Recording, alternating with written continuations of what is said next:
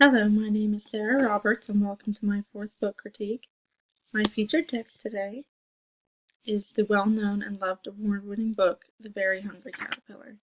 It begins with a little egg on a leaf that turns into a caterpillar. The caterpillar is very hungry, so he eats increasing numbers of fruits on each day of the week until Saturday, when he eats 10 different kinds of food, which give him a stomachache.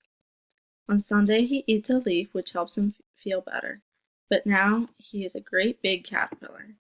He builds a cocoon when it is time. He emerges as a beautiful butterfly. I chose this book because it includes many valuable lessons for children, such as counting days of the week, the life cycle of butterfly, and the different types of fruits, and as well as the dangers of eating too much unhealthy food. My first lesson for this book is a kindergarten life science lesson, and in this lesson, students will read the book, and then they will pair up and research the necessary vocabulary words to understand the life cycle of a butterfly. Next, they will explain their research findings to a different pair of students, and the teacher should just be walking around to make sure that they're on the right track.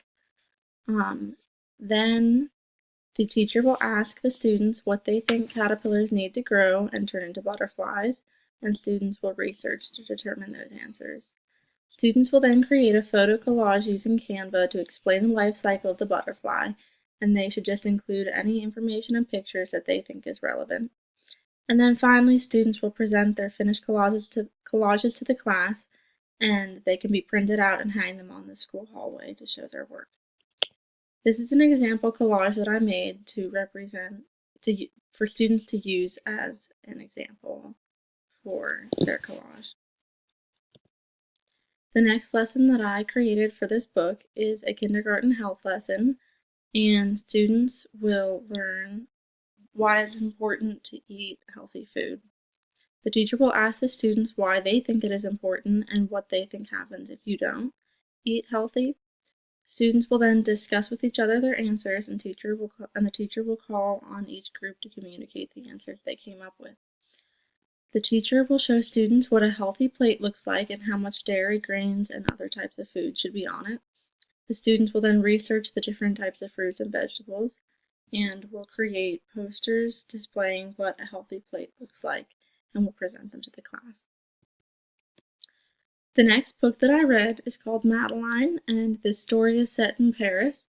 Its wonderful illustrations feature several famous Paris attractions, including the Eiffel Tower, the Notre Dame Chapel, the gardens at Luxembourg. And in this book, a little girl named Madeline lives with 11 other girls and Madame Clavel. Madeline is brave and is not afraid of mice or tigers at the zoo. But one day, Madame Clavel wakes up because she senses something is not right. Madeline is crying because her stomach hurts, and after a doctor examines her, he determines that it is her appendix, which is then removed at the hospital. Madeline must stay at the hospital for a few days while she recovers, and the other 11 girls visit her and bring her flowers. They are all impressed by her scar from the surgery and all the toys and gifts she has received. Soon after, Madame Clavel awakens again, and when she visits the girls' room, they are all crying because they want their appendix out too. However, she tells them to be thankful they are well and go back to sleep. This teaches children to be grateful for their health and not wish for bad health. The third book I read is a story about a little fish called Swimmy. He is not like the other fish in his school because all the other fish are red, but Swimmy is black. One day, all the red fish get eaten by a bigger fish, but Swimmy escapes. He is very sad, but he sets out to explore the ocean and sees many wonderful things. Finally, he discovers another school of bright red fish and urges them to come explore with him, but they are afraid. Swimmy teaches the other fish to swim in the shape of one giant fish. That way the school can travel happily together and explore the sea. This teaches children it is okay to be different, and it is safer to stay in groups with your friends.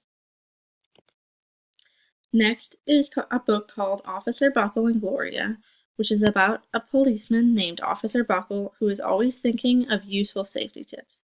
He goes to a local school and gives a presentation on his safety tips, but no one listens, and sometimes they even fall asleep. Then the police station gets a police dog who they name Gloria, and who Officer Buckle begins to take with him to his safety presentations.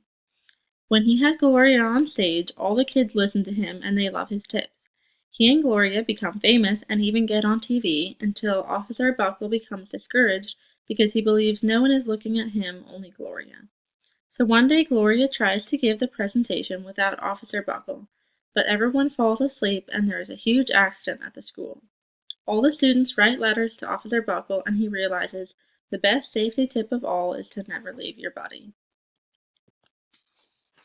Finally, I read a book called The Giving Tree, which begins with a tree and a boy, and the boy loves to climb the tree and play on its branches and pick leaves and apples. This makes the tree very happy and the two love each other very much. As time goes by, the boy isn't able to spend as much time with the tree, and one day when he visits, the tree tells the boy to play like he used to. But the boy says he is too big and he needs money. The tree tells him to pick its apples and sell them, so the boy does, which makes the tree happy.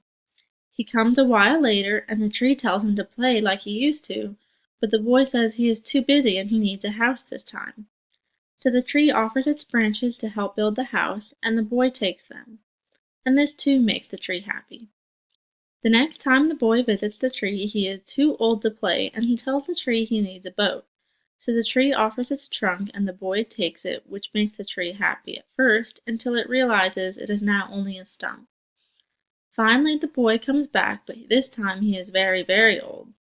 The tree is sad it has nothing left to give. However, the boy only needs a place to rest now, and the stump is a perfect spot. Thanks for watching.